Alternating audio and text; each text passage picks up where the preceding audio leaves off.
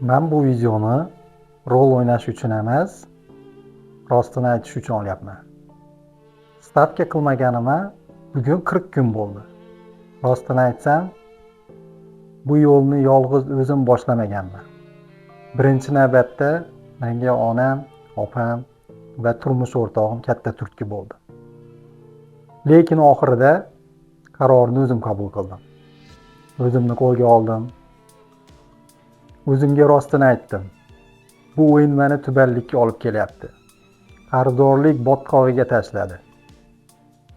Shunaqa payt keldiki, yo'qotadigan narsam ham qolmagan edi. Shunda to'xtashdan boshqa yo'l yo'q edi. Avval miyam, ong ostimdagi illyuziyalar faqat o'yin ichida bo'lgan. Yutdimmi, yutqizdimmi farqi yo'q edi. Boshim charchagan, qalbim bezovta edi. Hozir esa boshim va qalbim tinch, xotirjamman. Men ibodatimni tikladim. Istig'for aytishni ko'paytirdim.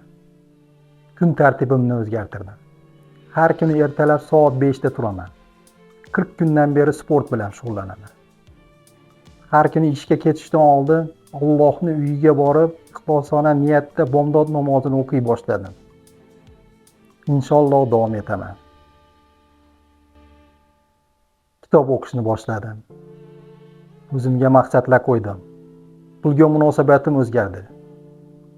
Oldin pul har doim o'yin uchun bo'lgan. Hozir esa oilam, hayot va mas'uliyat uchun. To'g'ri, oz bo'lsa ham halol. Men har kuni shukr qilaman. Qimor, stavkalar ortidan bu hayotni tark etmaganligim uchun. Hozir sog'lom ekanligim uchun. Ishlash qobiliyatiga ega ekanligim uchun. Oilam borligi uchun. Shularni o'ylasam, qimor, stavkalar qanday katta ziyon ekanini yanada yaxshi tushunaman. Rostini aytaman, ong ostimdagi illyuziyalar, vasvasalar hali ham bor. Lekin farq shunda, oldin bu vasvasalar meni boshqargan edi. Hozir men qaror qilaman. Agar sen qimor, stavkadan chiqmoqchi bo'lsang, bir kun bo'lsa ham g'alaba. Agar hozir 0 kun bo'lsa, shu video sen uchun. Izohga yoz, bugun boshlayman.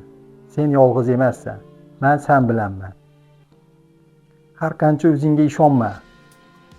O'ynayapsanmi, yutqizishing aniq. Aksincha, to'xtatdingmi, sen g'olibsan. Xulosa qiling. To'xtating. Hayotingni qutqar.